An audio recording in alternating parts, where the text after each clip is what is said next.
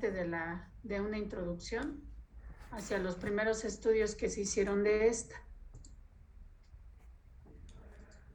Entonces, los antecedentes, pues los primeros antecedentes vienen de la observación de la descomposición de la luz blanca en los diferentes colores que la componen. Y estamos hablando pues de por allá del siglo XVIII con el físico Isaac Newton, ¿sí? Y esa descomposición de la luz pues, se dio a partir del paso de una luz blanca a través de un prisma, como lo tienen acá en la imagen. Y después de que el haz de luz pasaba por el prisma, pues esta se descomponía en luz de diferentes colores. Entonces, donde cada color en principio corresponde a diferente longitud de onda, ¿sí? Entonces dice, para producir la descomposición, ¿no? Un prisma que hacía desviar de forma diferente a cada color según su longitud de onda, al ser atravesado por un haz de luz, ¿sí? Entonces, este fenómeno, luego de manera más o menos común, ¿dónde lo llegan a observar, muchachos? El arco iris. Así es, ¿sí? Entonces, hay en la literatura, ¿sí? Ya sea en la red o en los libros, ¿sí? El espectro electromagnético. Ese espectro electromagnético corresponde a todas las radiaciones conocidas por el hombre hasta el momento, y de ellas tenemos entonces varias de ellas, como son las de infrarrojo, las de radio, las de ultravioleta visibles, los rayos X y demás, ¿sí? Entonces tenemos el espectro correspondiente, la región que corresponde nada más al visible, pues es la que va de los 400 a los 800 nanómetros aproximadamente. Algunos autores lo consideran de los 3800 a los 780. Entonces, pero bueno, donde aquí, pues la región propiamente del visible corresponde nada más a una pequeña parte, ¿sí? Del espectro electromagnético. Entonces viene aquí esquematizado lo correspondiente a la región del visible, ¿sí? Acá arriba, y lo correspondiente a la región del ultravioleta, que es en donde están las técnicas analíticas que nosotros vamos a revisar. O sea, en esas regiones trabaja, ¿sí? ¿Lo puedo cambiar? Sí. Entonces, ¿cuáles son las propiedades de la luz? Pues la luz debemos de describirla en términos tanto de partícula como de onda. Es lo que se conoce como que tiene un comportamiento dual. Las ondas de luz están constituidas por campos eléctricos y magnéticos perpendiculares entre sí, y donde esos campos eléctricos y magnéticos luego se los representan en esquemas, sobre todo en los libros de física, que sitúan en el plano X ya el campo eléctrico y en el XZ el campo magnético. O sea, esto se los estoy poniendo porque pues los estudios más formales que tiene la espectroscopía provienen de la física, ¿sí? No tanto de la química. La química lo ocupa sobre todo para las aplicaciones, ¿sí? Pero los estudios más fuertes, o sea, en términos del fundamento propiamente y las ecuaciones que describen las propiedades de la luz, pues vienen de la física. Entonces, es bastante común, ¿sí?, que en los libros correspondientes de física les hagan una representación de este tipo de gráficos, ¿sí?, donde se ve el comportamiento ondulatorio de la luz, ¿sí? Y aquí viene la representación de lo que se les mencionaba ya en aquella definición, correspondiente al campo eléctrico y al campo magnético, ¿sí? Entonces, y aquí viene también pues lo que se entiende por longitud de onda, que es la distancia entre cresta y cresta o entre valle y valle, como lo quieran ver, para la descripción de una onda, ¿sí? ¿Lo puedo cambiar? Sí, maestro. Sí, profa.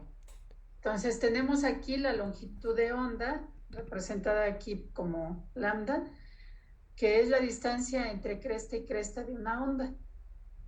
Esa longitud de onda en su momento también está ligado con otro parámetro conocido como la frecuencia de la onda, donde la frecuencia de la onda es el número de oscilaciones completas por la onda por segundo, ¿sí? Entonces, aquí les marcan esa oscilación completa de una onda y aquí les están marcando pues lo que corresponde a la distancia entre cresta y cresta, que es la longitud de onda, ¿sí? ¿Le puedo cambiar? ¿O me espero? Si hay alguien que esté anotando y que todavía no termina, o sea, me puede decir que me espere tantito sin ningún problema, muchachos.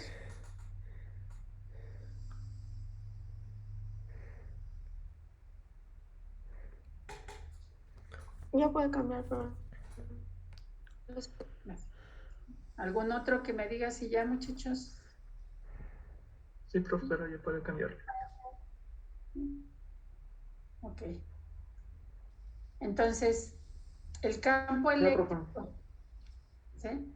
El campo eléctrico, la longitud de onda y la frecuencia se relacionan con la velocidad de la luz a través de esta ecuación que viene aquí marcada como ecuación 1, donde ya se sabe cuál es el valor de la velocidad de la luz en el vacío, que es el que tienen aquí de aproximadamente 3 por 10 a la 8 metros sobre segundo, en el vacío, ¿sí? Cuando la luz pasa por algún otro medio, hay que tomar en cuenta el índice de refracción, porque en otro medio, pues la luz se propaga más lentamente, ¿sí? Entonces, pero el correspondiente al vacío, pues es un valor que ya está reportado desde hace tiempo en la literatura, ¿sí? Entonces, y que de aquí pues nos deja ver pues que hay una relación entre esa velocidad de la luz y la frecuencia, y por lo mismo entonces lo debe de haber entre la velocidad de la luz y la longitud de onda. ¿Le puedo cambiar? Sí. Sí, maestra. Llevo 2, cuando menos necesito como unos 5 que me digan. Ya, si profa. Ya, profesora. Ya, profa. Sí, maestra. Okay. Lo correspondiente al campo magnético. Hablando en términos del campo magnético, se sabe que la luz está constituida por partículas llamadas fotones, ¿sí? Y que a cada fotón le corresponde una cierta energía. Esa energía está relacionada a través de esta ecuación que les están marcando aquí como ecuación 2 para la energía y la frecuencia. Combinando esta ecuación 2 con la ecuación anterior, que era la 1, pues llegamos a obtener esta otra ecuación que está acá marcado en rojo, donde tenemos que la representación entonces de que hay entre la energía y la longitud de onda. Entonces, nos dicen aquí, la energía es inversamente proporcional a la longitud de onda, que es lo que se ve aquí a partir de esta ecuación, ¿sí? Esto es, mientras mayor sea la longitud de onda, menor será la energía y viceversa.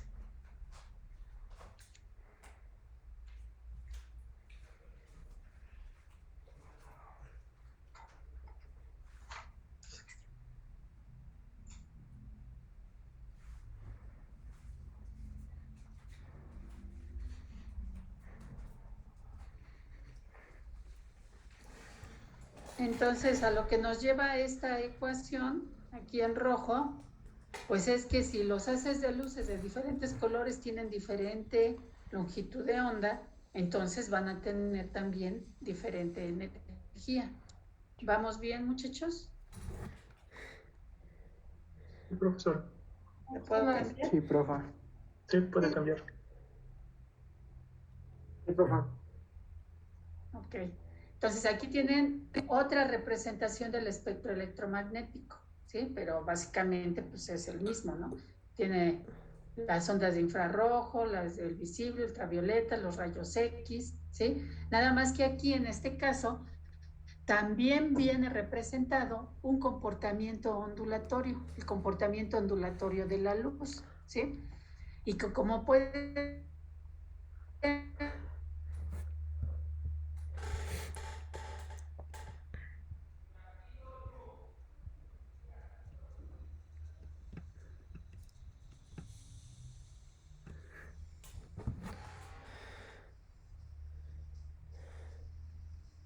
este comportamiento aquí descrito a la izquierda. Energías bajas y energías bajas, ¿sí? Entonces, cuando estamos hablando nosotros de la radiación de las ondas de radio, de TV, de las microondas, por ejemplo, pues estamos hablando de una radiación que tiene una alta longitud de onda y por lo mismo una baja energía, ¿sí? En cambio, si en esta imagen nosotros nos vamos a las radiaciones que están hacia la derecha, ¿qué es lo que nos encontramos? Que la longitud de onda es muy pequeña, es corta, ¿sí? Que tiene una alta frecuencia y por lo mismo tiene también alta energía, ¿sí? En un espectro electromagnético, ¿sí? Bueno, de este lado de la derecha, para estas características, para las ondas que encontramos aquí, pues tenemos a las ultravioletas, los rayos X y los rayos gamma. Y de aquí nosotros, pues, se desprende el hecho de que precisamente estas son los tipos de radiaciones que causan daño a los organismos vivos, ¿sí? En cambio, las que tenemos por acá, que son menos energéticas, estas no causan ninguna alteración en un organismo vivo. Por ejemplo, a ver, del sol, pues sale radiación del visible, pero también sale otra, también bastante importante, que ¿cuál es? Son los rayos ultravioleta, ¿no? Así es, los rayos ultravioleta. Y que de hecho, por ejemplo, ustedes han de haber escuchado que si ustedes se van a solear por allá en la playa cuando andan de vacaciones y demás, o sea, sí, si quieren tomar los rayos del sol, pero nada más un ratito, lo mejor es que no se queden ahí mucho tiempo, ¿sí? Porque después, o sea, no nada más reciben la radiación del visible, también están recibiendo la radiación ultravioleta, ¿sí? Y esa en su momento, pues puede causar alteraciones, ¿sí? Si se recibe por tiempos prolongados, así como también los rayos X. De los rayos X, pues ustedes, si alguna vez les han sacado una placa de rayos X por algún diagnóstico que les tenían que hacer o porque a lo mejor se fracturaron o algo, ¿sí? Saben bien que para obtener esa placa de rayos X, pues a ustedes los someten a esa radiación, pero también tiene que ser por un corto tiempo, ¿sí? Porque si no después, pues hay otro tipo de complicaciones, ¿no? De hecho, si no lo saben, bueno, ahorita se los voy a decir, cuando hay un embarazo, no es recomendable la exposición en rayos X, ¿sí? Porque puede causar alteración en el ADN del feto en formación, ¿sí? Entonces, aquí a lo que vamos ahorita, pues es al hecho de que hay entonces radiaciones que son más energéticas que otras, y eso está en relación con la longitud de onda, ¿sí?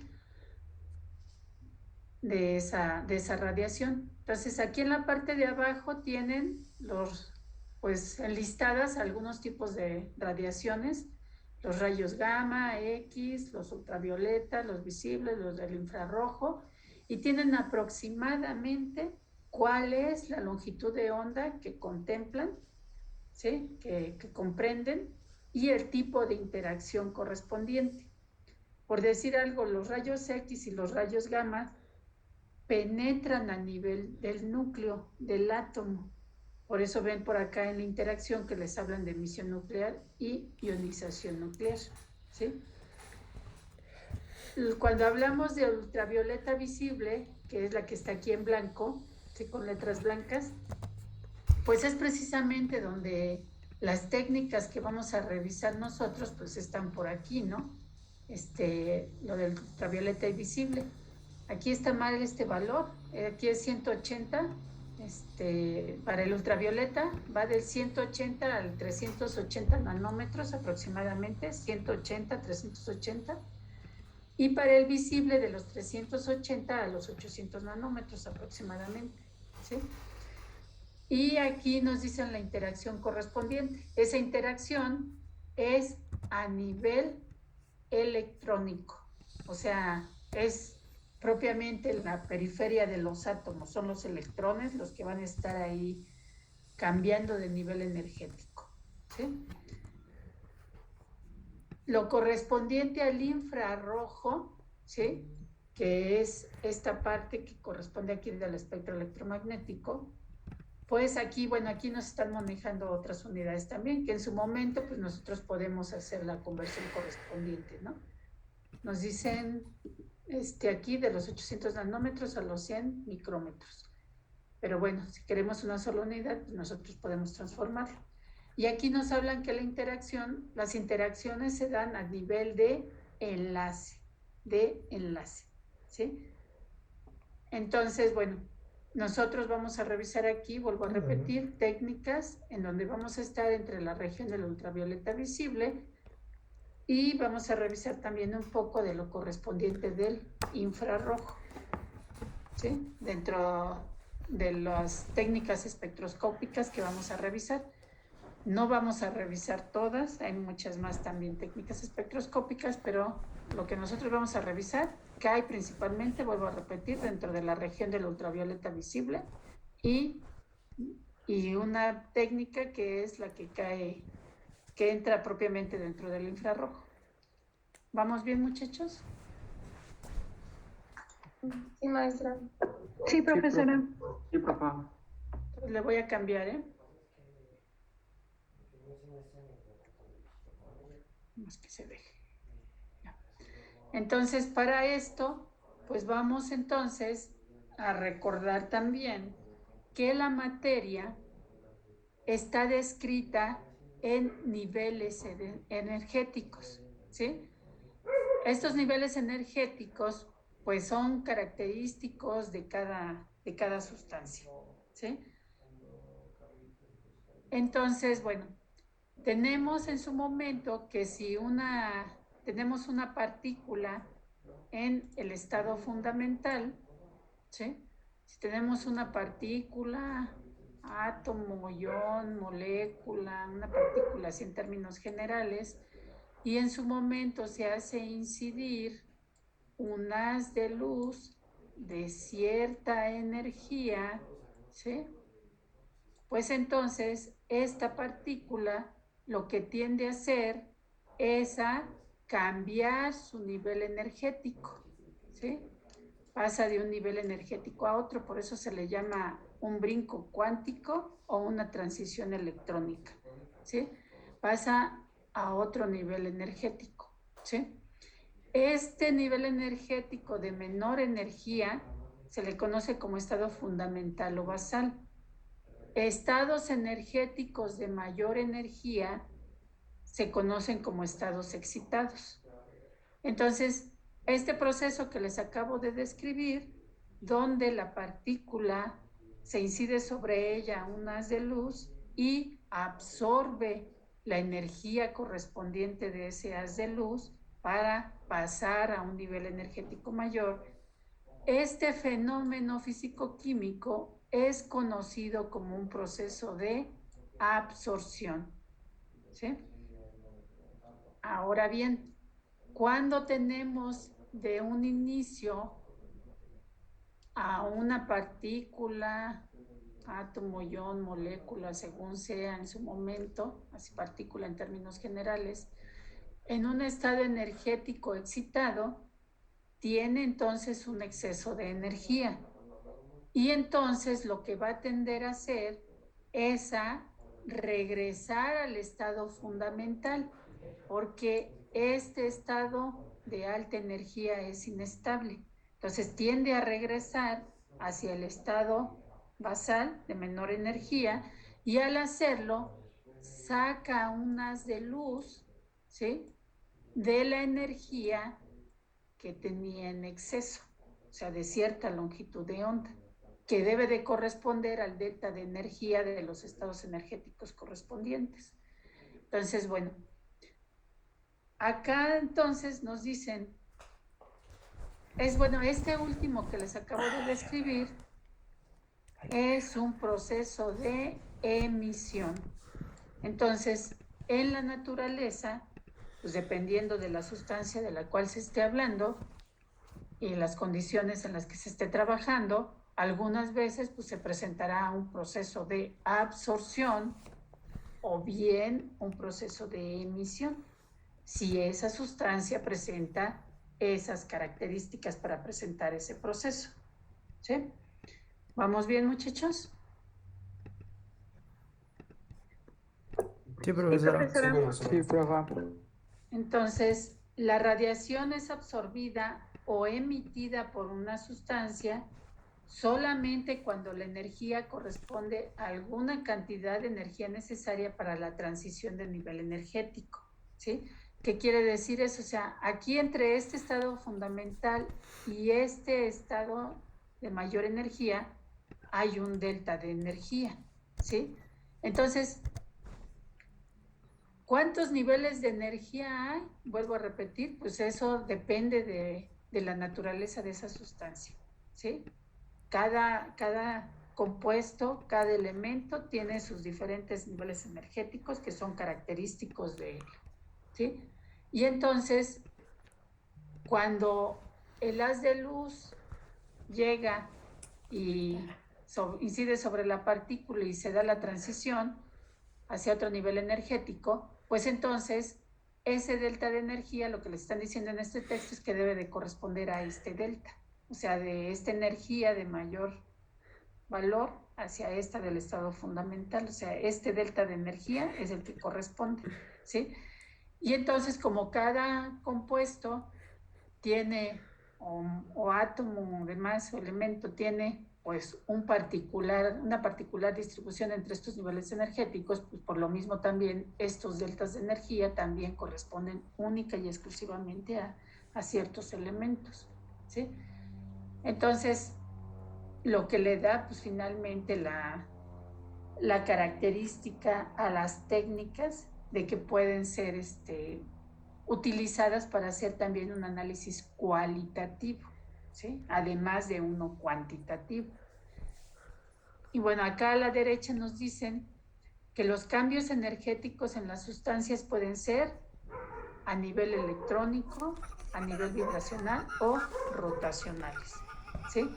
Cuando nosotros estamos hablando regularmente en procesos de absorción o de emisión, ¿sí?, en lo que es espectroscopía atómica o bien espectroscopía molecular, regularmente estamos hablando de que esos cambios energéticos son a nivel electrónico. O sea, en los electrones como tal son los que van a cambiar ese nivel energético, ¿sí? Si en su momento hablamos básicamente de, por ejemplo, de infrarrojo, entonces sí pueden entrar estos, pero cuando estamos hablando de espectroscopía molecular, del ultravioleta visible o espectroscopía atómica, solamente hablamos de transiciones electrónicas. ¿Le puedo cambiar, muchachos? Sí, maestra. Sí, profa. Ok. Entonces, ¿cómo se puede definir la espectroscopía? Pues la espectroscopía es una técnica analítica experimental que es muy usada tanto en química como en física. Se basa en detectar la absorción o emisión de radiación electromagnética de ciertas energías y relacionar esas energías con los niveles de energía implicados en una transición cuántica, ¿sí? O sea, esos saltos cuánticos, ¿sí?, esos cambios energéticos. Entonces, de esta forma se pueden hacer análisis cuantitativos o cualitativos de una enorme variedad de sustancias, ¿sí? Y aquí precisamente en lo que es una de las aplicaciones es donde entra de manera importante la química analítica.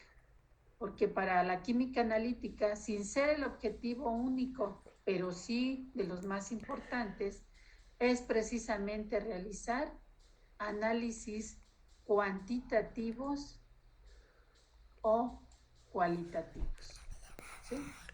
Entonces, nosotros en su momento, pues las técnicas espectroscópicas que utilicemos, pues vamos a ir hacia eso, hacia cualificar y cuantificar.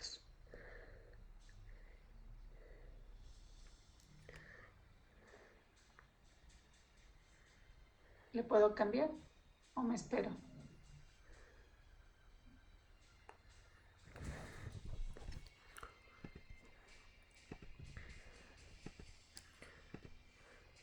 Pregunto otra vez, ¿le puedo cambiar o me espero? Ya le puede cambiar. Ya, profesora. Ya. Entonces, ¿cuáles son las clasificaciones de la espectroscopía? Ahorita, antes de que anoten, muchachos, ahorita les voy a pedir que me hagan caso y ahorita les doy un tiempo para que anoten, ¿sí? Porque aquí hay varias clasificaciones de la espectroscopía. Está el intervalo espectral de la radiación electromagnética, que es propiamente el espectro electromagnético.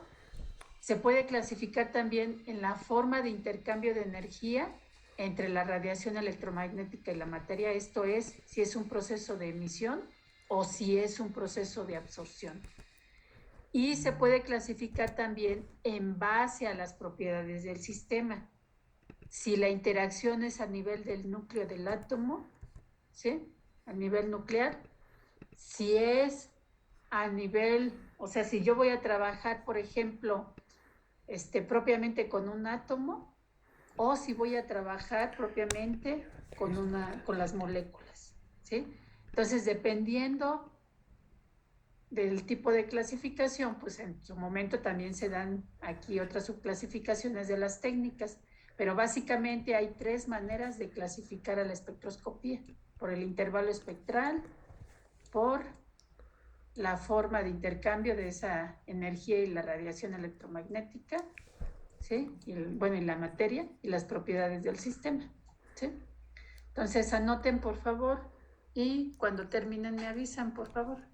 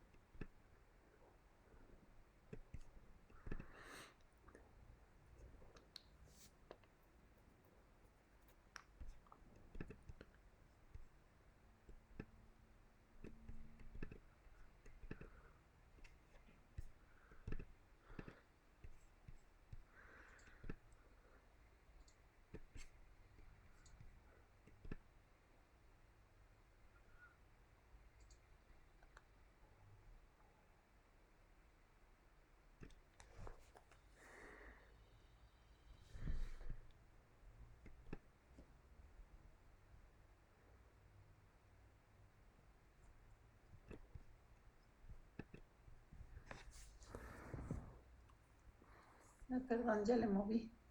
Sin querer. Ya.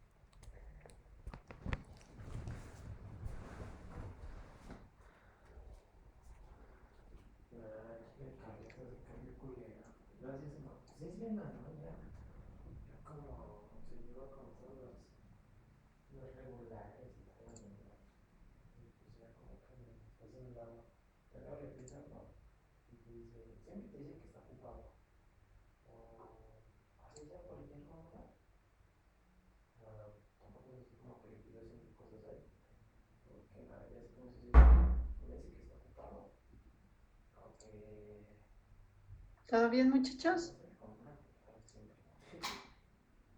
Sí, profesora. Sí, profe. Entonces, bueno, vuelvo a repetir, el intervalo espectral, pues estamos hablando de ese espectro electromagnético donde vienen todas las radiaciones. Esa forma de intercambio entre la energía de esa radiación electromagnética y la materia, pues son en base a esos procesos de absorción o de emisión que ya describimos, en qué consiste cada uno.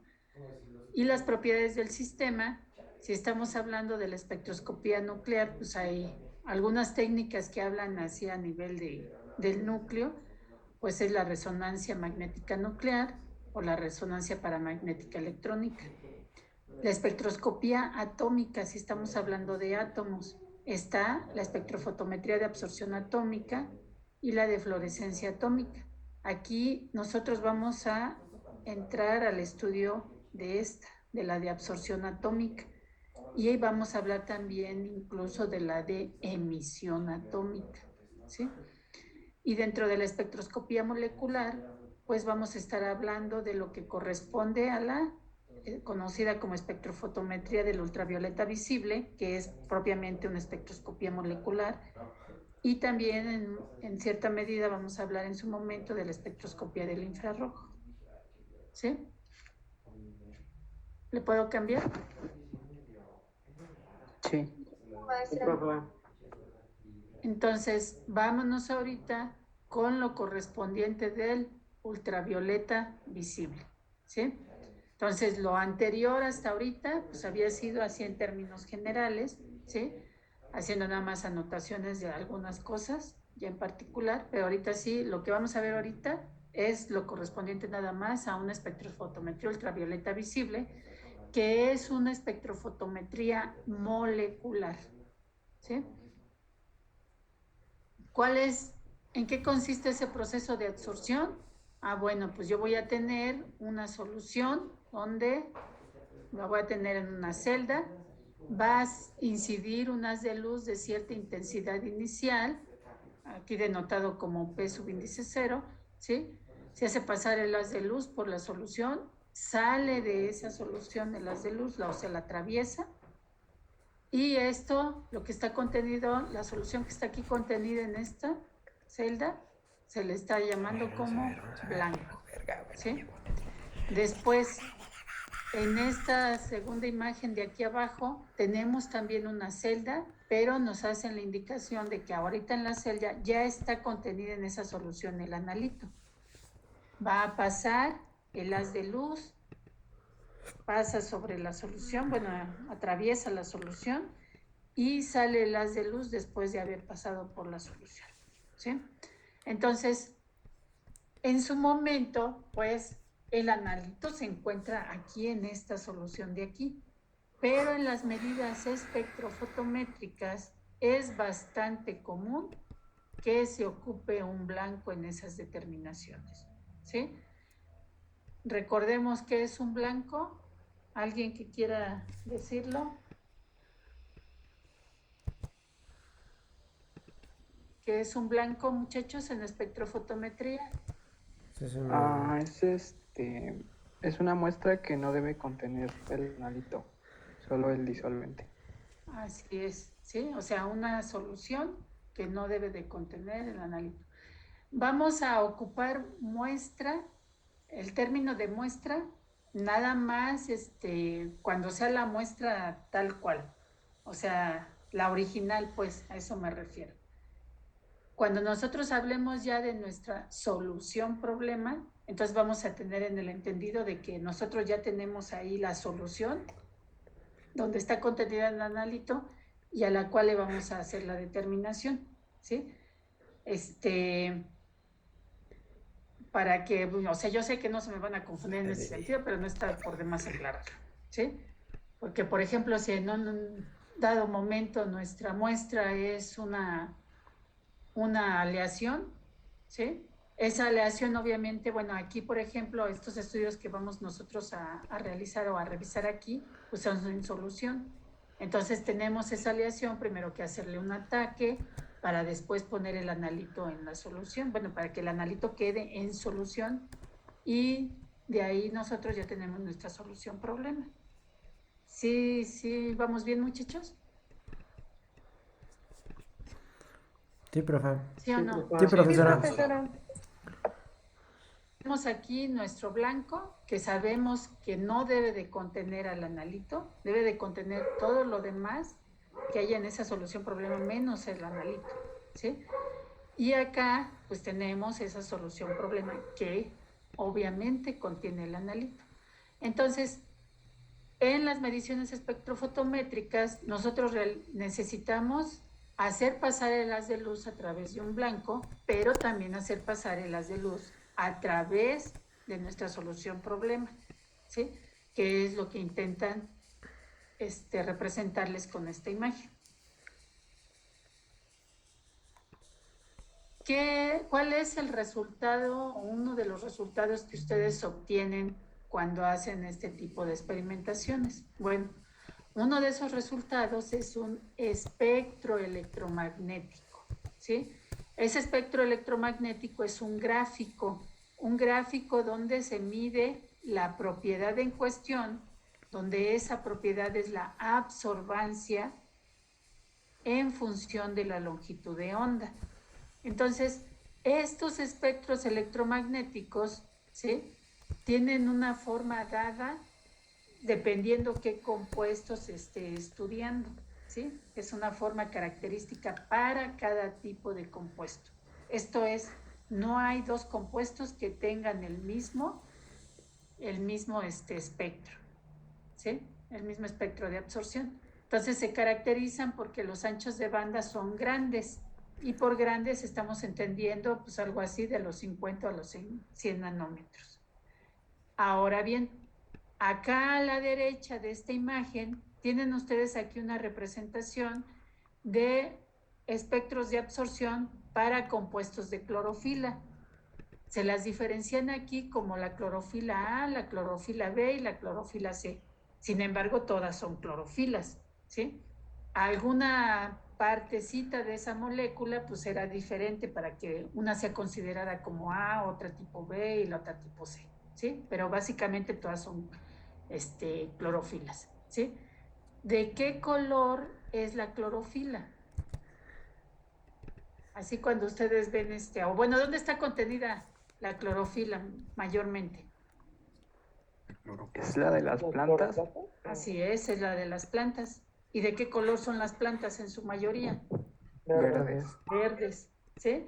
Entonces, vean ustedes, por ejemplo, aquí en la parte, pues de atrás, por así decirlo, de esa imagen, ¿sí?, están de hecho los colores correspondientes de la región del visible. Y aquí vean ustedes en el color blanco, en el color verde que viene aquí, ¿sí?, donde anda ahorita el cursor. En este color que corresponde a este intervalo de longitudes de onda para el verde, ¿qué podemos observar de estos espectros aquí graficados?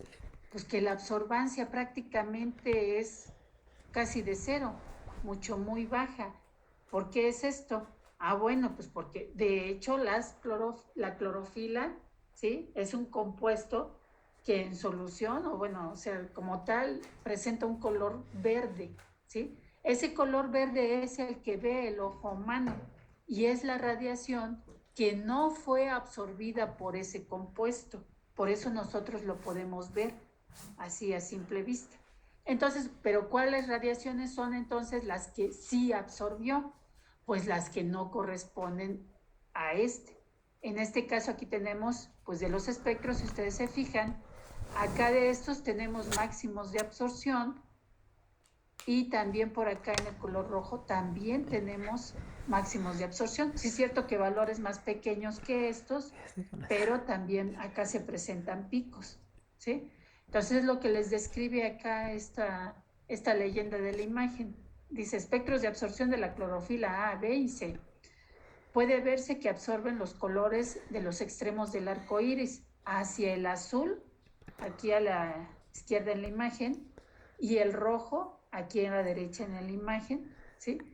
Pero no el verde, que es este, ¿sí? En esta región, de lo que procede su color, que es el color que nosotros observamos, ¿sí? Entonces vean aquí, estrictamente hablando, así no podemos decir que aunque se parezcan los compuestos, tienen el mismo espectro de absorción, no. Hay cierta diferencia en estos tres compuestos que finalmente se ve reflejada en el espectro de absorción, ¿sí? Por eso les decía, no hay dos compuestos que den exactamente el mismo espectro de absorción. ¿Vamos bien? Sí, profesora. Sí. ¿Le puedo cambiar? Sí, profesora. Entonces, hay una ley que está muy relacionada para nuestros estudios de análisis cuantitativo, ¿sí? Aquí no está todo el desglose de cómo se obtiene esa ecuación o de dónde se desprende esa ley. Lo que me interesa a mí de aquí, pues es esta partecita de aquí, ¿sí? Esta de aquí. Entonces, pero bueno, aquí tienen transmitancia, una relación dice P y abajo dice P0. Estas son las intensidades de radiación de entrada y salida del haz de luz después de que pasó por la solución. Bueno, antes de pasar y después de pasar. Se saca una relación de ahí. Eso está ligado con la transmitancia y esa transmitancia que se denota por T mayúscula está ligada a través de un término logaritmo con la absorbancia. Esta absorbancia que se denota por A mayúscula, acá donde puse la flecha, es precisamente la que guarda una relación directa con la concentración, ¿sí? Y bueno, en su momento, aquí viene que la absorbancia, pues aquí se los marcan acá abajo, es adimensional. El término aquí, esta E, así como épsilon, viene que es el coeficiente de absortividad molar en las unidades correspondientes, ¿sí? Si es que la concentración denotada aquí por C mayúscula está en molaridad, y aquí en este caso B está denotando la longitud de paso óptico, o sea, toda la trayectoria por donde pasa el haz de luz en la solución, ¿sí? Y aquí viene una lambda, aquí arribita del coeficiente de absortividad. Esto no se me vayan a confundir, esa lambda ahí no está indicando que sea un exponente, ¿eh?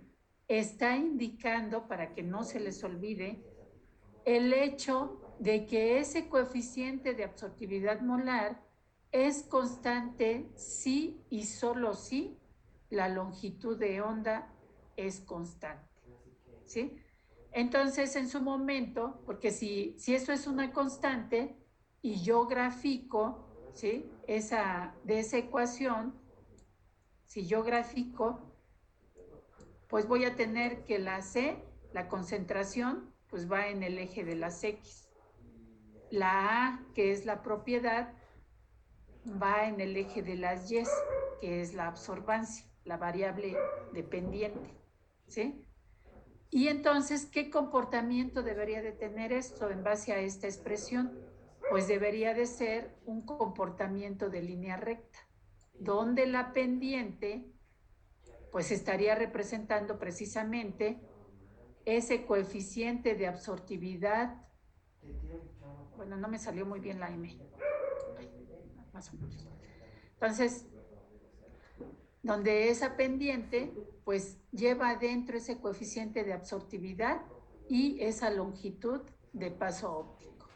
Entonces, esta expresión, esta ecuación matemática, pues es conocida como la ley de Lambert y Beer, o todavía de manera un poco más corta, la ley de Beer, ¿sí? Pero es la que nos es de bastante utilidad precisamente para cuando nosotros queremos cuantificar utilizando las técnicas espectrofotométricas. En este caso, la espectrofotometría ultravioleta visible. ¿Le puedo cambiar? Sí, profesor. Sí, profesora. Sí, profe. Aquí les hablan de la ley de aditividades. Esta les dice, la absorbancia de un sistema es igual a la suma de las absorbancias individuales de todos y cada uno de los componentes del sistema. Es decir, si yo tengo en una solución varias especies químicas que pudieran presentar ese proceso de absorción o esa propiedad de absorbancia, ¿sí?, a las condiciones experimentales, pues entonces la lectura que yo obtenga va a ser la suma de todas esas absorbancias de cada componente que absorbió a esas condiciones experimentales. Entonces, aquí les hacen referencia a una absorbancia total que es la que lee el equipo. O sea, el equipo no es capaz de diferenciar, o sea, el espectrofotómetro, que es el equipo que se utiliza aquí en espectrofotometría molecular, ese espectrofotómetro no es capaz de diferenciar qué parte de la absorbancia que está leyendo de ese valor proviene de un compuesto o qué parte proviene del otro o qué parte proviene del otro, no. Él lo que lee es una absorbancia total. Y esa absorbancia total está dada por la suma de todos y cada uno de los componentes. Por eso les denotan aquí a 1, a 2, a 3, así hasta a la I, una sumatoria, pues, ¿sí? En la parte de acá abajo viene esta misma absorbancia total, pero igualada ahora considerando las expresiones correspondientes en la ley de Beer.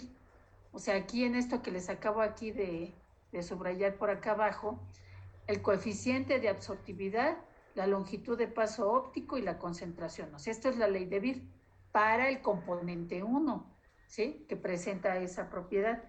Entonces, si me dicen aquí a la lambda 1, ¿no?, o sea, cierto valor, pero que es el mismo para el compuesto 2, esa longitud de onda, que debe de ser la misma para el componente 3, que debe de ser la misma para el 4, o sea, así me voy. O sea, esto es válido sí, solo sí, ¿sí? O sea, yo estoy manejando obviamente la misma longitud de onda a la cual yo estoy midiendo, ¿sí?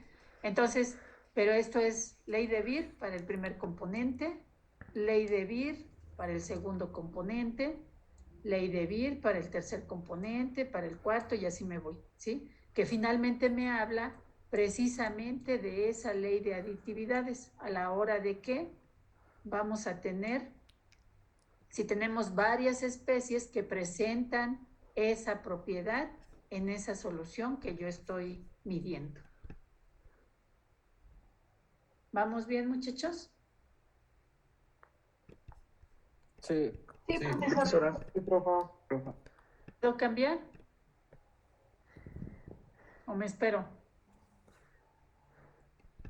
Sí, ya puede cambiar, profesora. A ver, algunos otros que me digan. Sí, si ya puede cambiar. Sí, ya.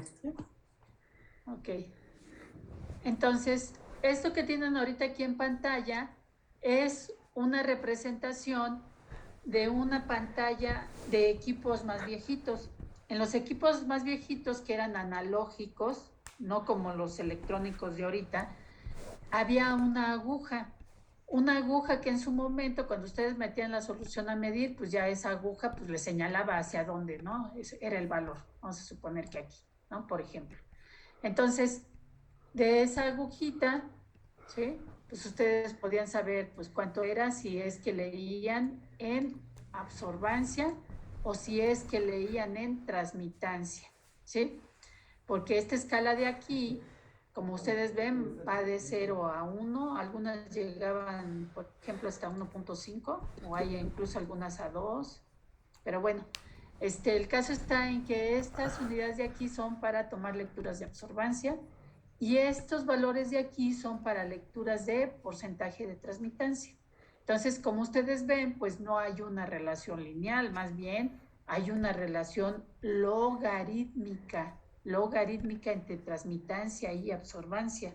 Por eso no corresponde propiamente a una relación lineal, ¿no? O sea, y bueno, estas se las pongo nada más porque, pues, ya ahorita ya casi los equipos analógicos no los hay, pero si en su momento los hubiera, pues no había ningún problema si ustedes ocuparan alguno de ellos, porque el equipo, pues si les marca una relación, bueno, les da una lectura de transmitancia, pues ustedes deben de saber que la pueden transformar esa lectura a absorbancia, sin ningún problema, a través de la relación logarítmica correspondiente. ¿Vamos bien? Sí, profe. ¿Le cambio? Sí, profesora. Profesora. Sí. Entonces, de esto entonces, pues nosotros sabemos que podemos construir gráficos, ¿sí?, de absorbancia en función de la concentración, ¿sí? Siempre y cuando, y aquí nos lo denotan, la longitud de onda sea constante. O sea, estos sistemas de concentración conocida que yo prepare, he de leerlos a un solo valor de longitud de onda para asegurar que esto me dé línea recta, porque si no, pues, o sea, no estoy haciendo bien las cosas. ¿Sí estamos, muchachos? Sí. ¿Me puedo cambiar? Sí, profesora. Entonces, aquí tenemos un espectrofotómetro de un haz. ¿Cuál es el viaje que lleva a cabo? Pues ese haz de luz, desde que sale de la fuente de radiación hasta que llega a nuestro sistema analizador. ¿Sale? Entonces, les dicen, es un espectrofotómetro de un haz, ¿sí? Porque también hay los de 2 haces, que ahorita más adelante lo vamos. Entonces, de tenemos una fuente de radiación, ¿sí?, donde sale aquí luz policromática, pasa por un monocromador cuya función es filtrar y dejar pasar únicamente haces de luz de una sola longitud de onda. Va a atravesar un portamuestra, le están poniendo aquí, pero es una celda en realidad, una celda que contiene la solución a medir, ¿sí? Se da aquí el proceso de absorción, sale el haz de luz, llega un detector, un amplificador, un registrador, si es el caso, el sistema analizador. O sea, esto del detector y amplificador regularmente se contempla como una sola parte del equipo, que es el detector. Y esta parte de aquí abajo es lo que vamos a conocer como nuestro sistema de registro y tratamiento de datos, ¿sí? Entonces, son estas las partes básicas que componen a un espectrofotómetro, ¿sí? Y, pues, en principio, ninguna de ellas debe de faltar cuando se está trabajando en esto, ¿no? Entonces, esta es la forma en la que trabaja un espectrofotómetro de un haz, ¿sí?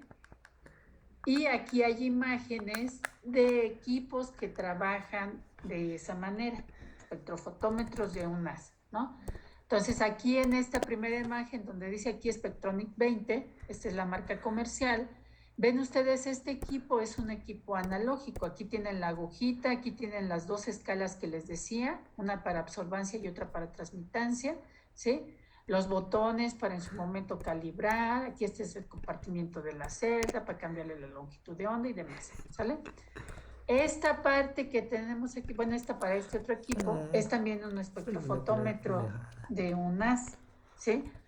Aquí pues se le levanta esto y aquí se coloca la celda, aquí tiene dentro el compartimiento para la celda, pero básicamente pues es un equipo a lo mejor un poquito más grande que el anterior, pero de todas maneras es un equipo que está trabajando bajo ese principio de funcionamiento de un haz. ¿Vamos bien, muchachos? Sí. Sí, maestra. Sí, profe. Entonces, este es para un espectrofotómetro de doble haz.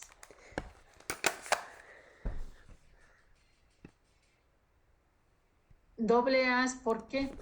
Porque vean ustedes cómo aquí, bueno, tienen obviamente su fuente de radiación, pasa a través del monocromador, viene aquí los haces de luces, y aquí esto se segmenta en dos partes, por eso se le conoce como de doble haz, porque una parte, o sea, de ese haz de luz, una parte va a pasar por una celda que contiene al blanco y otra parte de ese haz de luz que se segmentó, ¿sí? Va a pasar a través de la celda que contiene al analito, ¿sí? Y entonces en su momento, bueno, pues se da el proceso de absorción en cada caso. Acá pues salen los haces de luces correspondientes, ¿sí? Y después mediante ahí un juego de espejos y demás, por acá se unen, llegan al detector, al amplificador, registrador y sistema analizador. Entonces, en espectrofotometría, como sabemos, necesitamos calibrar con un blanco, ¿sí? Cuando tenemos un equipo de un haz, como el que vimos hace rato, bueno, la imagen que vimos hace rato, pues cada que nosotros cambiemos la longitud de onda, necesitamos calibrar, ¿sí? Con el blanco. Cuando tenemos un equipo de doble haz, como es el que tenemos ahorita aquí en la imagen, ¿sí? Como cuando yo voy a calibrar con el blanco, ¿qué es lo que hago? Pongo en una celda el blanco y en la otra celda pongo también blanco y hago lo que se conoce como un autocero para que el mismo equipo me calibre en toda la longitud de onda que yo vaya a trabajar, en todo el intervalo que yo vaya a trabajar. Esto es, le programo en el equipo de qué longitud de onda a qué longitud de onda quiero que me trace el espectro de absorción. Y entonces cuando yo pongo en esta solución blanco y en esta celda el blanco y en esta también blanco y le pongo un autocero, entonces lo que le estoy diciendo es que calibre en todas las longitudes de onda que comprendan el intervalo que yo le indiqué que vamos a trabajar, ¿sí? Ya después de que realizó su autocero y que calibró en todo ese intervalo de longitudes de onda, entonces saco de aquí esa celda con el blanco y la cambio por la celda correspondiente que contiene al analito, a su solución problema, a su solución a medir.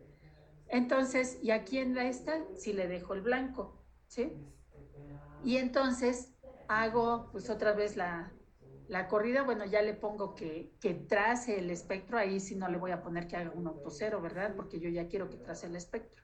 Y traza el espectro, y como ya calibró a cada longitud de onda, pues ya no necesita estar calibrando otra vez porque ya lo tiene calibrado, ¿sí? Y finalmente pues llegan las señales acá al detector.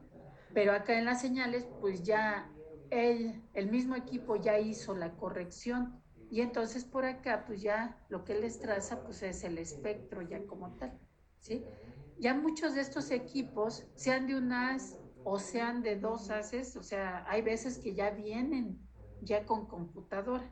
Algunos, sobre todo los de un haz, pues todavía hay algunos que no vienen con computadora, ¿no? Como que son un poco más manuales. Pero los de doble haz regularmente ya vienen con computadora y la computadora obviamente ya trae el software correspondiente para manejar el equipo. ¿Vamos bien, muchachos? Sí, profesora. Sí, profe. ¿Preguntas hasta el momento? No, profe. No, profe. Ok, entonces le voy a cambiar, ¿eh?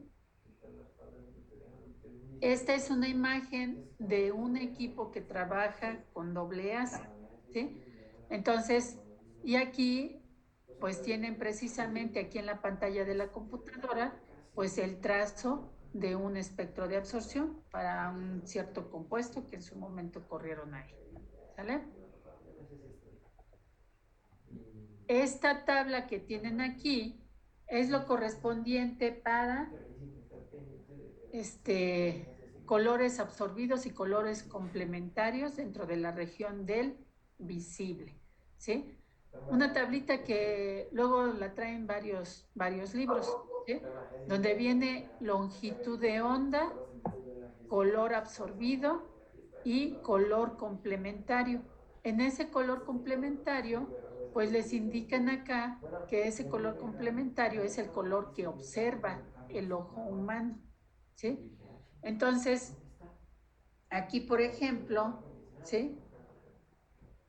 Cuando nosotros nos vamos a, bueno, los espectros que revisamos hace rato de la clorofila, vemos, por ejemplo, aquí la clorofila, pues habíamos dicho que era verde, ¿no? Entonces, aquí en estos dos últimos recuadros de acá, donde anda ahorita el cursor, ¿sí? Pues nos están señalando la región de lo del verde.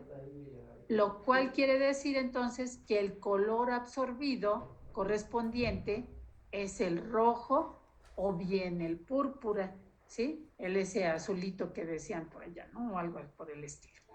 Entonces, acá lo que es de interés es el hecho de que en esta que tenemos aquí, en esta primer columna, nosotros podríamos decir, bueno, si yo voy a trazar un espectro de absorción, ¿sí? Para ese compuesto que es la clorofila y que está en solución en su momento, bueno, yo podría trazarlo desde los 400 hasta los 800 nanómetros, que es la región del visible. Pero bueno, vamos a suponer que yo no tengo un equipo de doble as y que tengo uno de un as y que entonces, pues sí, sé bien que tengo, cada que cambie la longitud de onda voy a tener que calibrar, pero pues eso como que sí, no es difícil, pero me lleva más tiempo, ¿sí?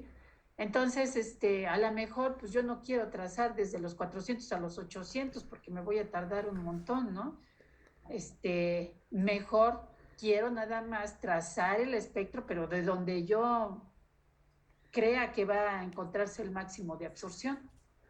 ¿Y cómo voy a saber más o menos dónde se encuentra el máximo de absorción sin haber trazado todavía el espectro?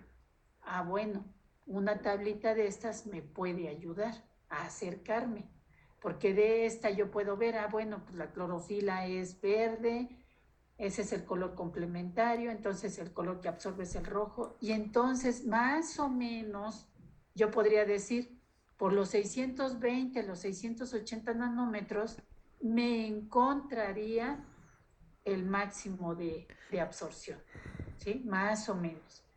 Vean, por ejemplo, acá también está el verde acá, verde amarillo o amarillo verde, ¿sí? Que era la otra región que por allá les decían, ¿no? Para aquel espectro de la clorofila.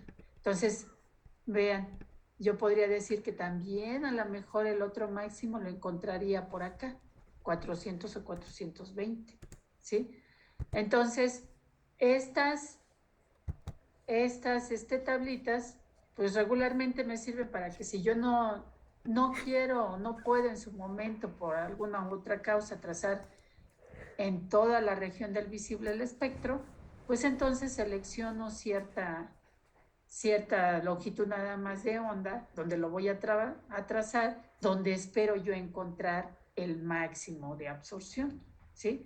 Y a través de esta tabla, pues yo puedo más o menos, pues, vislumbrar por dónde se encontraría ese máximo de absorción. ¿Quedó claro, muchachos?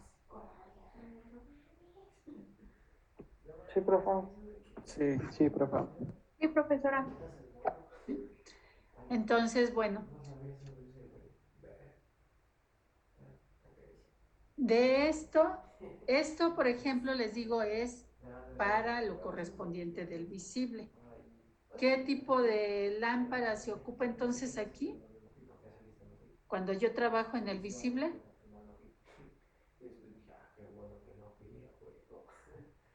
De tungsteno. De Ajá. tungsteno. ¿Sí? Y si yo trabajara en el ultravioleta, ¿cuál es? Deuterio. De deuterio, ¿sí? O sea, hay que acordarnos de eso y acordarnos también en su momento que dependiendo de la región que yo voy a estar haciendo el estudio, pues es también el material que deben de tener las celdas, ¿sí? ¿Y qué materiales son esos? ¿Para qué región? ¿Alguien que lo recuerde, muchachos? De plástico y vidrio para el visible y de cuarzo para el ultravioleta. Así es, ¿sí? Entonces, eso nada más tenemos que tener los cuidados correspondientes y las medidas de precaución, ¿no? ¿Sí? O sea, a la hora de estar manipulando las celdas, ¿sí? Y nada más hacer la aclaración que entonces la señal que se obtiene de absorbancia en estos casos es una absorbancia de las moléculas, ¿sí? Ahora, si nosotros nos vamos a una espectroscopía atómica, ¿sí? De inicio, ya cuando hablamos de espectroscopía, pues obviamente entonces en cierta medida tiene el mismo fundamento que la espectroscopía molecular, porque finalmente ambas son espectroscopías. Esto es la interacción de la luz con la materia, ¿sí? Y aquí también nos marca pues, la diferencia que va a haber. Lo que acabamos de revisar es una espectroscopía molecular, o sea, yo en mis matracitos, yo tengo las moléculas como tales y esa solución donde están esas moléculas son la que yo pongo en su momento en la celda y esas moléculas son las que me van a dar la propiedad de absorbancia, ¿sí? Que yo en su momento voy a relacionar con la concentración. Ahora, si nosotros estamos hablando de espectroscopía atómica, pues algo va a tener que tener de diferente este equipo para que transforme esas partículas, ¿sí? O esas moléculas las transforme en átomos. ¿Cómo qué sería? ¿Qué se les ocurre? ¿Mediante qué métodos puedo yo hacer eso? O sea, lograr que mis moléculas se fragmenten en átomos.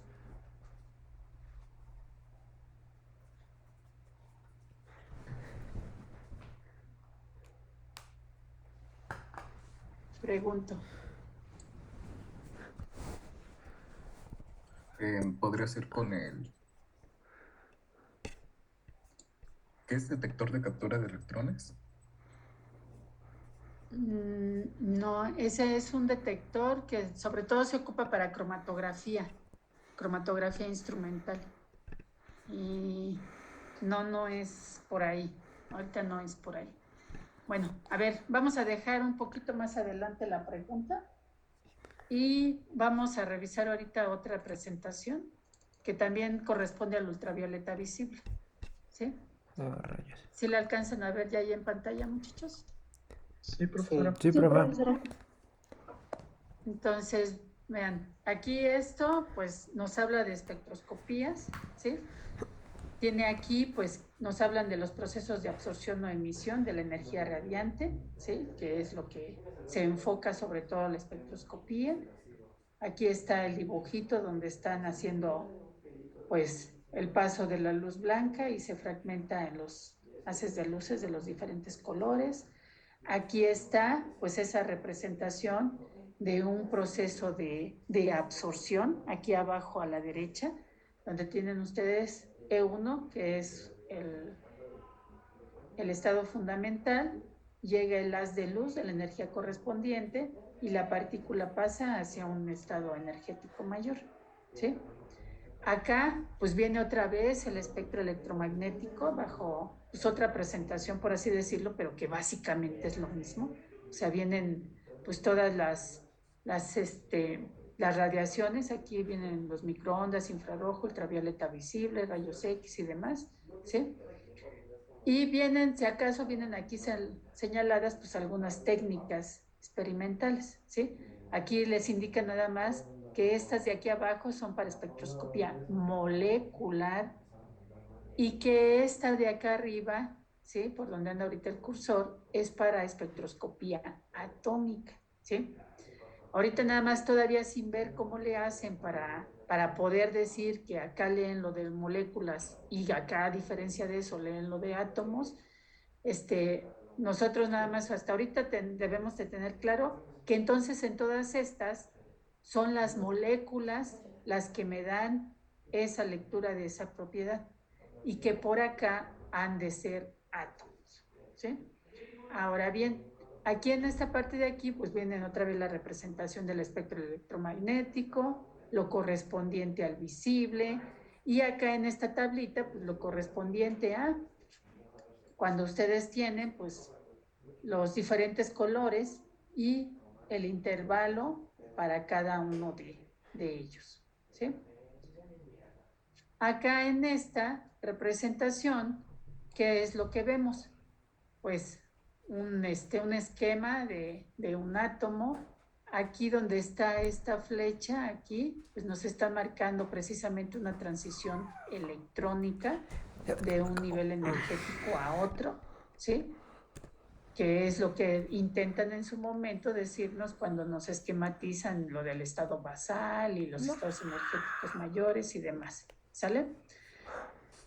En este caso, aquí en esta, nos están diciendo la energía total que regularmente pues, está entrando en juego en todos los procesos físico-químicos, que cuáles son la energía electrónica, la energía vibracional y la energía rotacional, ¿sí?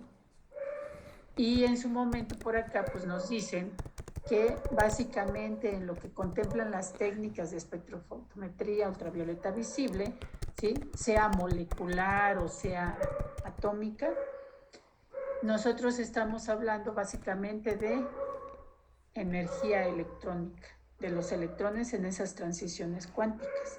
Entonces, acá, por ejemplo, les están esquematizando, ¿sí? Los diferentes niveles energéticos para cierta sustancia, ¿sí? Y bueno, hay varios niveles energéticos, o sea, estamos hablando, por ejemplo, cuando tenemos un elemento, o sea, los átomos de un elemento, obviamente, pues el número total de niveles energéticos es cierto número dependiendo de qué átomo estamos hablando, de qué elemento, ¿sí? Pero si nosotros tenemos una molécula, en esa molécula tenemos muchos átomos que componen esa molécula, ¿sí? Y entonces, por lo mismo, también dentro de cada átomo, pues también están los electrones correspondientes, ¿sí?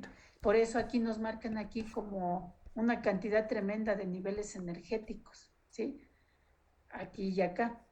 Y entonces eso hace que finalmente la respuesta que se obtiene experimental en el espectro de absorción sea en forma de bandas anchas, ¿sí? Por todas las posibles transiciones que se dan en esos procesos de absorción, de esos niveles energéticos de todos esos electrones que están metidos en todos esos átomos y todos esos átomos que están metidos en esa molécula, ¿sí? Y que finalmente pues nos llevan a que como resultado experimental en un espectro de absorción lo que se obtienen son bandas anchas. ¿Sí vamos bien, muchachos? Sí, profe. Sí, profesora. ¿Sí? Entonces, bueno, eso es, y la parte del fundamento de la técnica. Hay muchas representaciones también, ya sea en los libros o en internet, acerca de los componentes de sus equipos. Pero en base a eso, pues regularmente esas partes fundamentales de ese equipo, las partes que lo componen, pues son básicamente las mismas, ¿no? Una fuente de radiación, un monocromador, la celda donde está contenida el analito, ¿sí? Celda o cubeta, o sea, es muy común esta terminología de cubeta en inglés, pero se hace referencia a la celda, el detector y el sistema de registro y tratamiento de datos. Y nada más, como manera de recordatorio, pues la lámpara de deuterio y de hidrógeno que se ocupa en la región UV y la de tuxteno que se ocupa en la región del visible, ¿no? Los selectores de la longitud de onda y las celdas de qué materiales deben de ser y en qué regiones se ocupan, ¿sí? Y esto que viene aquí, aquí abajo, acá en estas imágenes, pues hace una representación precisamente algo parecido a la tablita que les ponía en la otra presentación, pero aquí ya con colorcitos y demás, y los intervalos de longitud de onda. Y este esquema que tienen aquí del observador, pues les hace precisamente referencia a eso, ¿no? De los colores que él observa, ¿sí? El ojo humano, los cuales observa, y el que no observa, pues fue el que fue absorbido, ¿no? Entonces, pero bueno, ahora sí vámonos, yo creo que a regresar entonces. A ver, déjenme ver si esto tiene más. Sí, tiene más, pero si acaso a ver, déjenme nada más de este espectro que tenemos aquí, ¿sí? Este es un espectro de absorción para los compuestos que vienen aquí coloreados con estos colores así de como violeta, verde y azulito, ¿sí? Y son los correspondientes de los espectros que vienen aquí, ¿sí? ¿Cuál es una de las características particulares que deben de tener los compuestos para que presenten una cierta coloración en la región del visible? O sea, ¿qué características de esos compuestos en su estructura química deberían de tener? Y aquí este espectro indirectamente me lo está diciendo. A ver, revísenlo tantito y ¿qué me podrían ustedes contestar al respecto?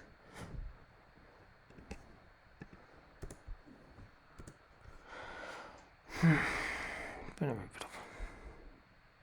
Del espectro, ¿eh? No vean otra cosa más que aquí de lo del espectro.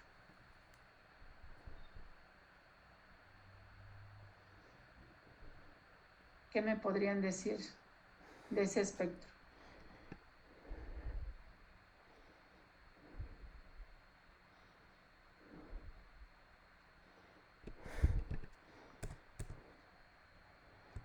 ¿Nadie?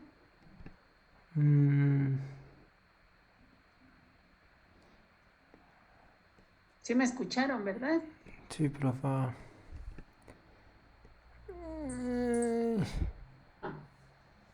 ¿Podría ser que todas las moléculas son cíclicas? Bueno, necesitas un ciclo para que den ese color.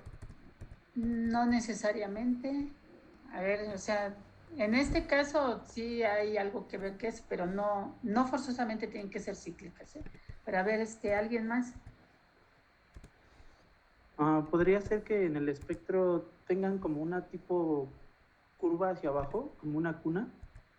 No necesariamente. A ver, ¿alguien más? Que sean compuestos orgánicos. ¿Quién me está hablando? Yo, Luis. Luis. En cierta medida sí tiene que ver con eso, de que sean compuestos orgánicos. Pero bueno, a ver, vámonos por partes. Vean, de este espectro empieza aquí de 290 y termina aquí nada más a 500, o sea, no está hasta los 800, ¿sí? Para tener todo lo del visible. Entonces, nada más del visible está contemplando aquí lo correspondiente de 400 a 500. Y todo lo demás, de 200 a 400, es lo que nosotros vamos a considerar el ultravioleta. ¿Eso qué quiere decir entonces? Vean ustedes, que tenemos así como en un color así medio rosita o violeta, ¿sí? Su espectro, ¿hasta dónde termina? Hasta antes del visible. ¿Estamos de acuerdo, muchachos? Sí. ¿Sí? Lo demás ya no nos lo dibujan. ¿Por qué? Pues porque seguramente los valores de absorbancia después o sea, en esta región, pues ya son prácticamente cero, por eso ya no nos lo dibujan, ¿sí? Pero para este de primero, así violeta, pues es el que consideramos, ¿no? Que tiene aquí esta forma, ¿sale? El verdecito.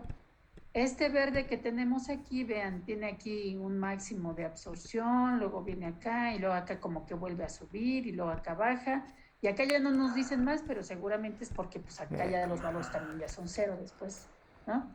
Pero bueno, si yo tuviera entonces en solución de manera separada a este que tengo aquí marcado en violeta y a este que tengo aquí marcado en verde, ¿esas soluciones presentarían color o no?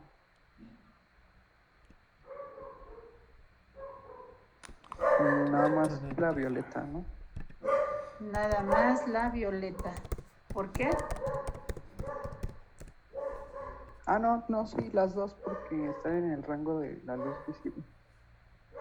No, a ver.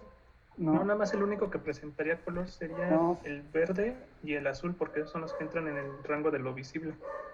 El violeta está fuera del rango de lo visible, está en el rango del ultravioleta. Ajá. Pero a ver, si estamos viendo el 400 aquí donde ahorita está el cursor. Sí, Ajá. ¿Y el verde entra entonces? no, No. Entonces, ¿el verde presentaría color la solución? no. No. Lo más seguro es que no. O sea, ya sé que a lo mejor luego algunos autores consideran desde el 380, ¿no? El visible. Pero así vamos a considerar ahorita de 400, 800 y estrictamente hablando, pues no. O sea, si yo tuviera en solución a este compuesto, ¿sí? Que tiene aquí los dos aromáticos fusionados, ¿sí? Si lo tuviera en solución solito, sería una solución incolora. ¿Estamos de acuerdo, muchachos? Sí. Sí, profe. ¿Sí? Si yo tuviera la que tiene aquí los 3 anillos fusionados en solución así solito, ¿sí? Obviamente con el disolvente correspondiente, pero si yo le trazara el espectro, obtendría esto, ¿no? Pero esa solución presentaría color, ¿sí o no? Sí, ¿no? Pregunto.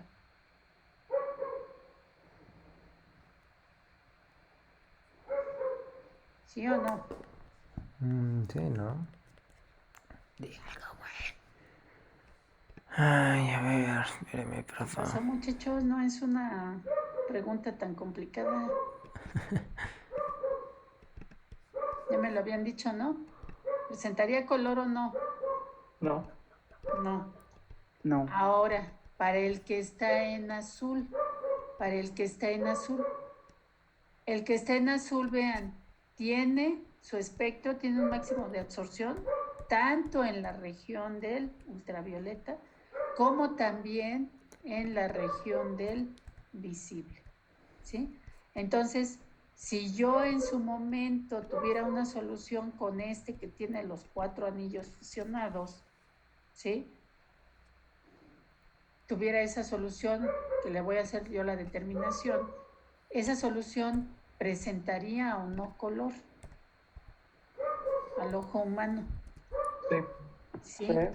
esa sí presentaría porque tiene máximos de absorción en la región del visible. ¿Sí estamos?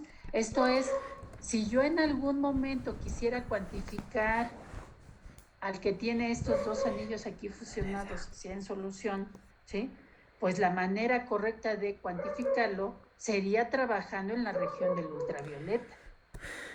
Para el que esté en verde, la mejor manera de cuantificarlo sería si yo trabajara en la región del ultravioleta también.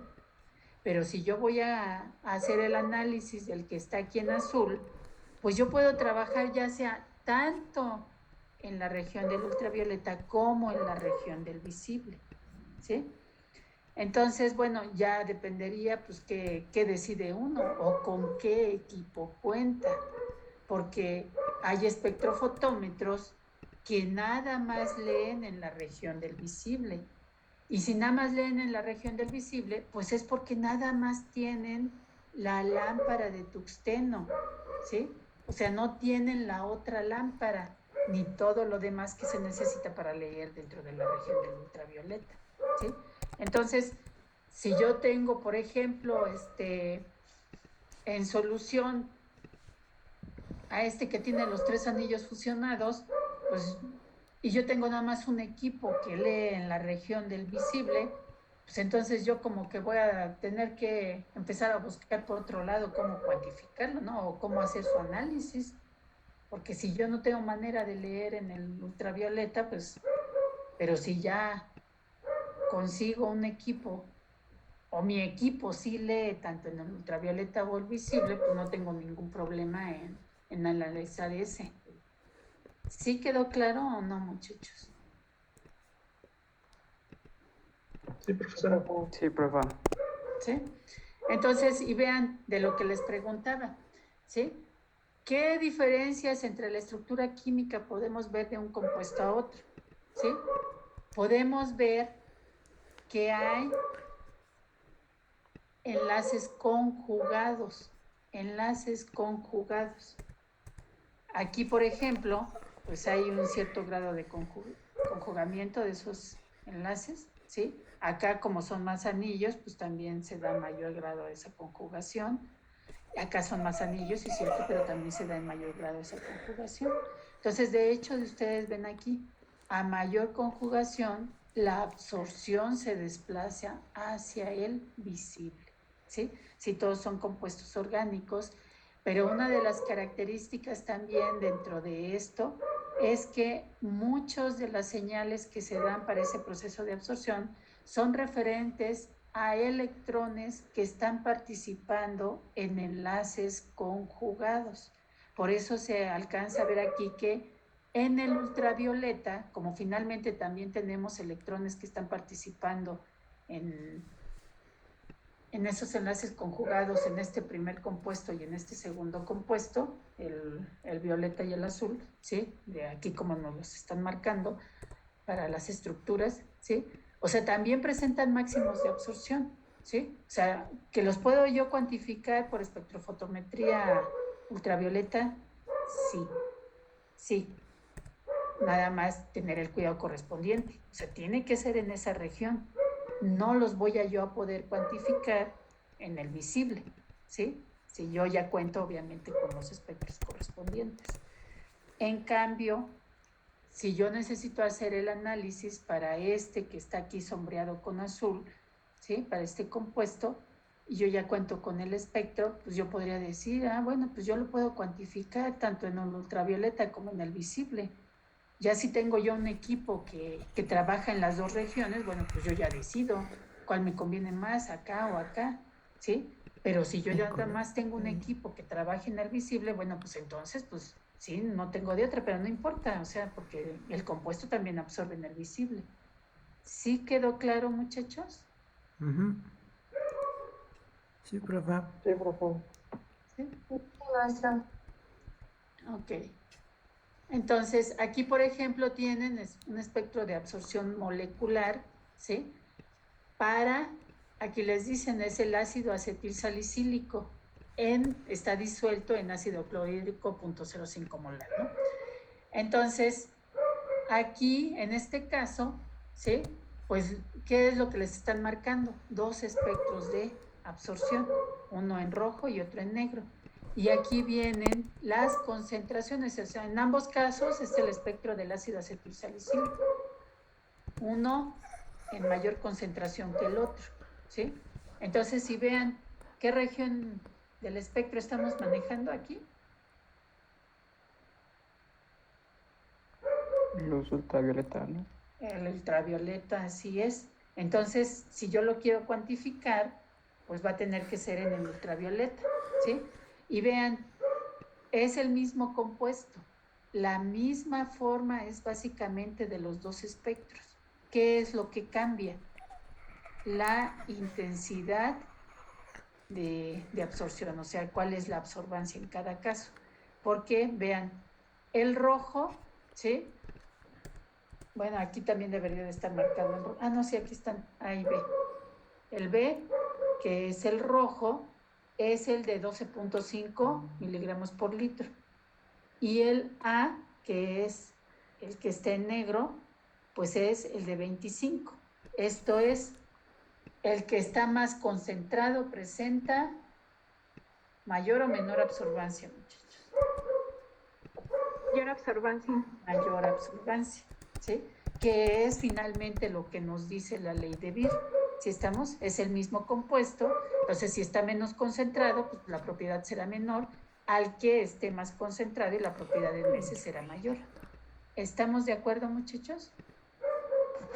Sí. ¿Sí? Y acá nada más nos aclaran, para que no se nos olvide, la concentración de la solución no modifica la forma del espectro. ¿Sí?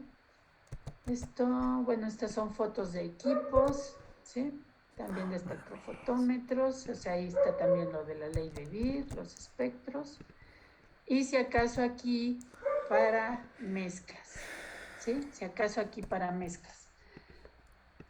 Aquí en este caso, cuando nosotros hablamos de una mezcla, ¿sí?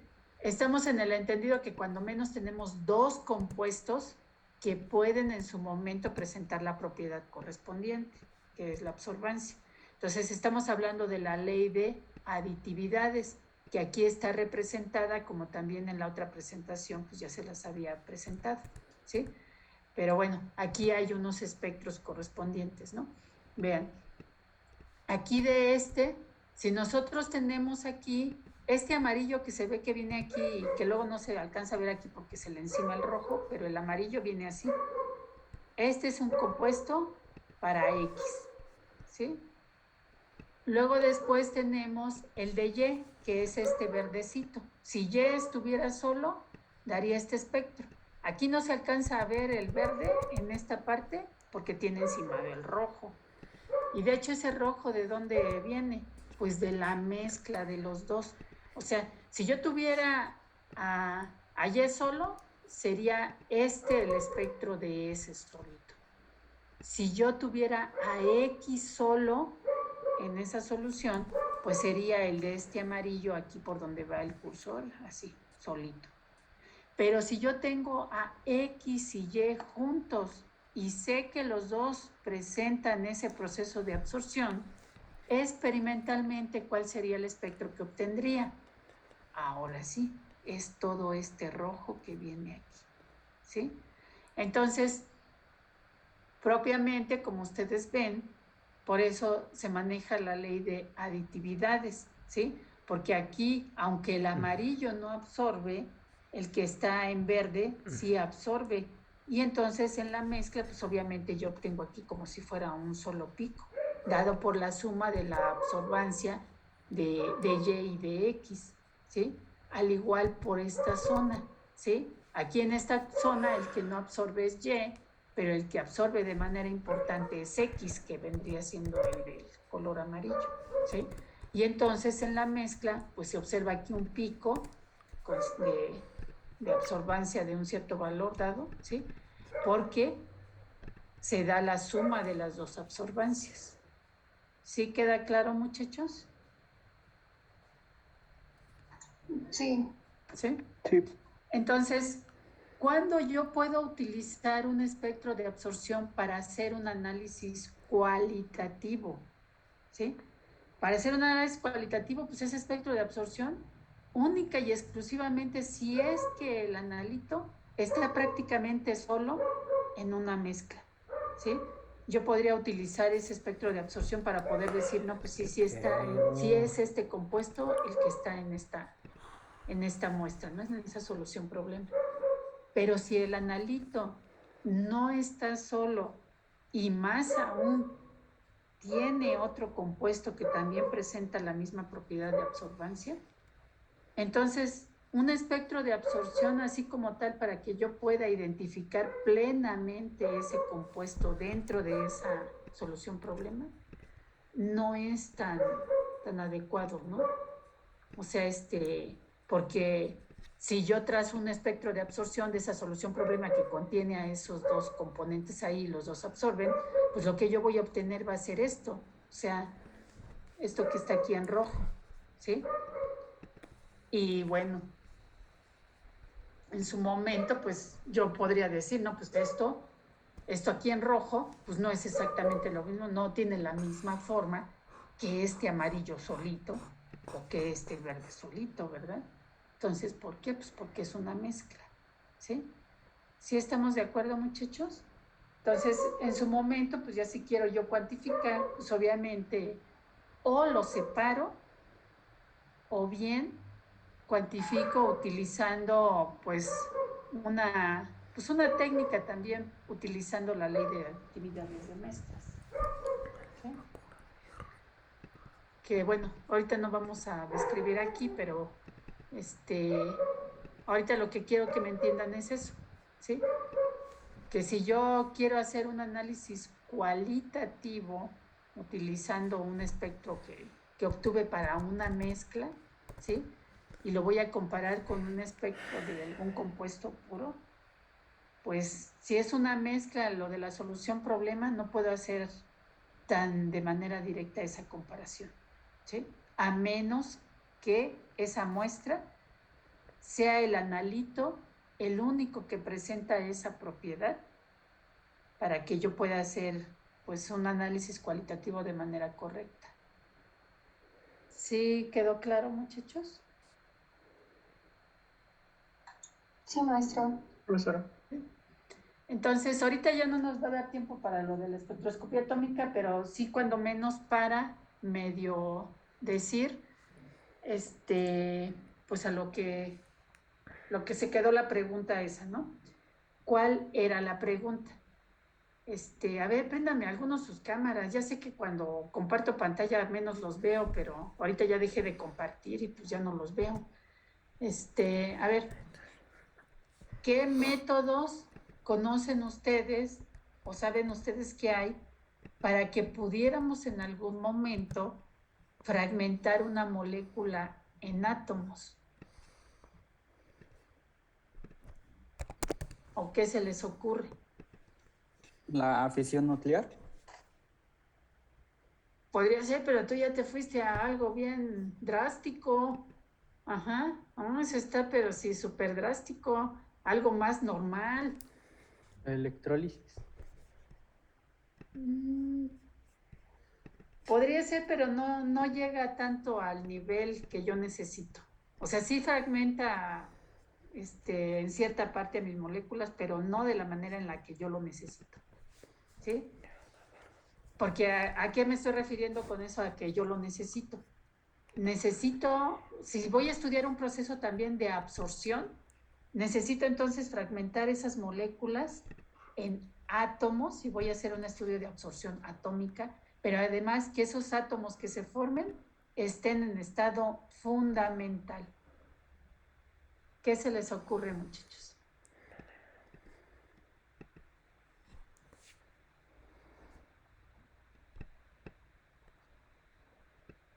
Y tiene cierta relación con lo que dices, pero no es propiamente así nada más electrólisis. Pero sí hay por ahí algo. A ver, ¿alguien más que se le ocurra algo? ¿Por redox? ¿Eh? ¿Por óxido reducción? No. No, ese sí de plano no.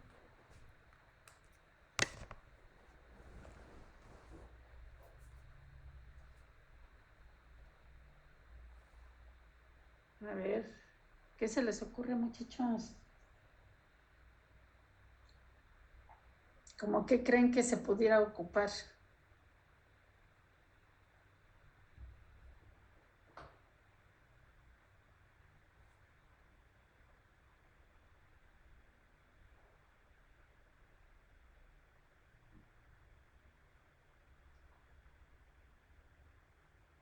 ¿Qué creen? ¿Qué creen?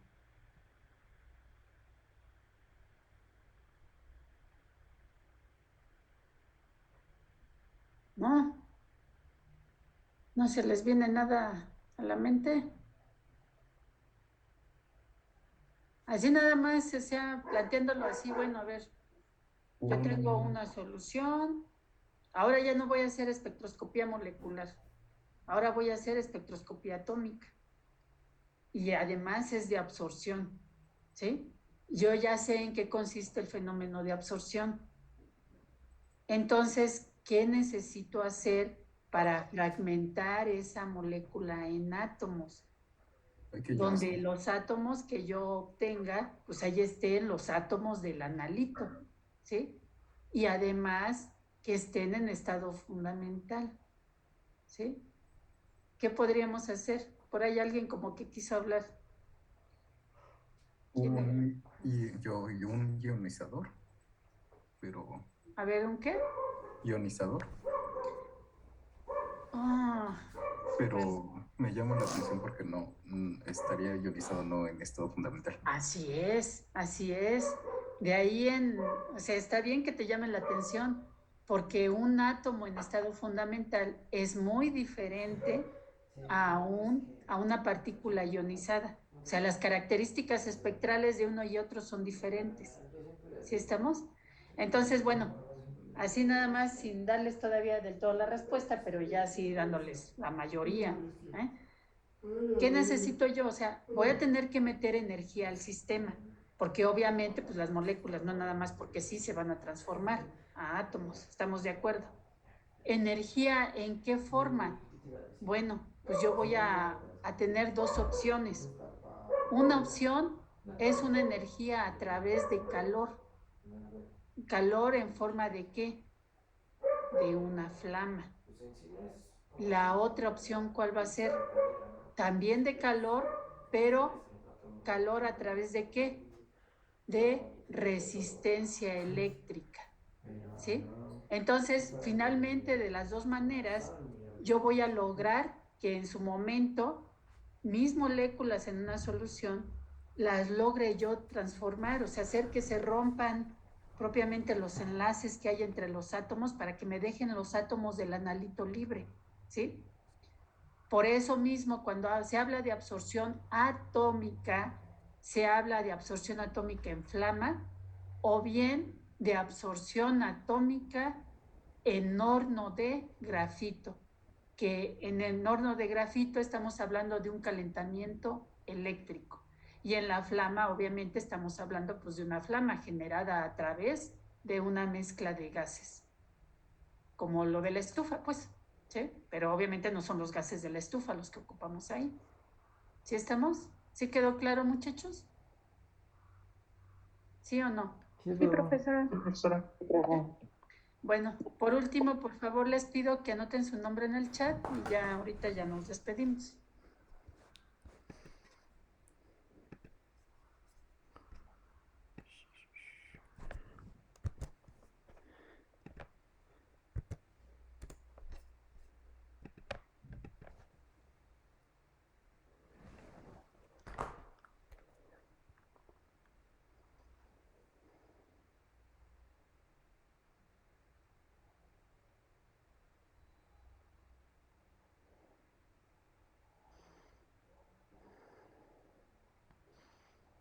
¿Ya estuvo, muchachos? ¿Ya todos? Bueno, pues nos vemos la siguiente clase, muchachos, que estén bien. Hasta luego, gracias, profesora. profesora. Muchas Igual.